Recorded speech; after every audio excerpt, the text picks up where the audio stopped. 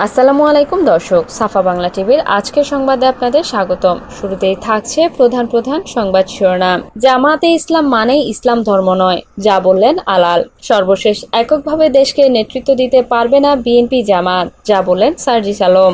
জামায়াতে ইসলাম মানেই ইসলাম ধর্ম নয় বলে মন্তব্য করেছেন বিএনপি চেয়ারপারসনের উপদেষ্টা পরিষদের সদস্য অ্যাডভোকেট সৈয়দ মোয়াজ্জেম হোসেন আলাল। তিনি বলেন, জামায়াতে ইসলাম মানে পূজার সময় পূজা মণ্ডপে গিয়ে গীতা পাঠ করা। জামায়াতে ইসলাম হিন্দুদের নিয়ে একটা শাখা গঠন করেছিল, পরে আবার সেটা বাতিল করেছে। এখন আবার এনসিপির সঙ্গে তাদের লেগেছে, সেটা নিয়ে আরেক নোংরামি শুরু করেছে। সোমবার জাতীয় প্রেস ক্লাবের সামনে জাতীয়তাবাদী চালক দলদের একাংশ আয়োজিত মানববন্ধনে তিনি এসব কথা বলেন। মোয়াজ্জেম হোসেন আলাল বলেন, বাংলাদেশের মানুষ লড়াই যুদ্ধ করতে করতে ক্লান্ত হয়ে গেছে। এক প্রজন্মের পর আরেক প্রজন্ম এসে হাজির হচ্ছে, কিন্তু বাংলাদেশের মানুষের যুদ্ধ শেষ হচ্ছে না।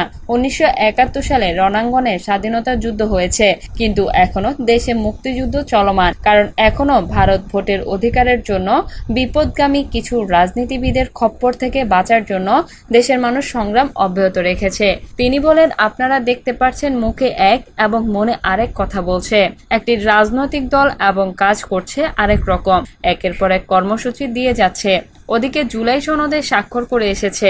আলাল বলেন, আজ আবার তরুণদের যে দল এনসিপি, তারা আবার বলেছে জামায়াতে ইসলাম নাকি প্রতারক। আবার জামায়াতে ইসলাম বলছে নাহিদ ইসলামের বক্তব্য কাকসিক্ষত নয়।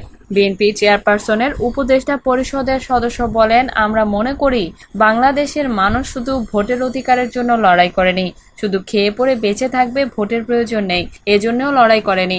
লড়াইটা ছিল বিভিন্ন প্রত্যাশার সংমিলন, দুই রকম চাওয়া আর প্রাপ্তি, সেটার একটা সমীকরণ। এ লড়াইতে যারা জীবন দিয়েছেন, প্রাণ দিয়েছেন, যারা আহত হয়েছেন, প্রত্যেকে আমাদের জাতীয় জীবনে চিরদিনের জন্য স্মরণীয় হয়ে থাকবেন।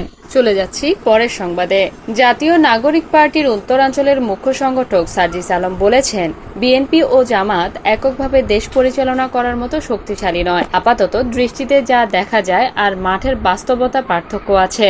সোমবার বিকেলে বগুড়ায় এনসিপির অস্থায়ী কার্যালয় উদ্বোধনের আগে সাংবাদিকদের সঙ্গে মত বিনিময় সভায় তিনি এ মন্তব্য করেন। তিনি বলেন, আগামীতে আওয়ামী লীগ ও আধিপত্যবাদ প্রশ্নে বিএনপি বা জামাত কেউ এককভাবে দেশকে নেতৃত্ব দিতে পারবে না। এই জায়গায় এনসিপির শক্তিশালী প্রতিনিধিত্ব রাজপথে যেমন লাগবে, সংসদেও প্রয়োজন। সেই লক্ষ্যে সাংগঠনিক শক্তি বাড়াতে কাজ করছি। তিনি আরো বলেন, আগামী সংসদে তরুণরা যদি সংসদে প্রতিনিধিত্ব করতে না পারে, তাহলে গতানুগতিক কালচার পরিবর্তন সম্ভব নয়। যারা জুলাই সনদ বাস্তবায়ন খুনিদের বিচারের জন্য কাজ করবে, তাদের সঙ্গে এনসিপি কাজ করবে। সংসদ বা নির্বাচন কেন্দ্রীয় কাজ সীমাবদ্ধ থাকবে না, দেশের মানুষদের স্বার্থ প্রাধান্য দিয়ে কাজ করবে। সেই লক্ষ্যে আমরা কাজ করছি।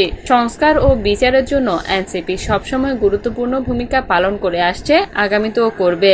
জুলাই সনদের বাস্তবায়ন ও আইনগত ভিত্তির প্রশ্নে সকলে এক পথে গেলেও এনসিপি এই স্রোতে গা ভাসায়নি।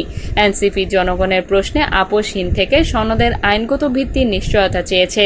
যতক্ষণ পর্যন্ত নিশ্চয়তা না পাবে, ততক্ষণ পর্যন্ত জুলাই সনদে স্বাক্ষর থাকবে না।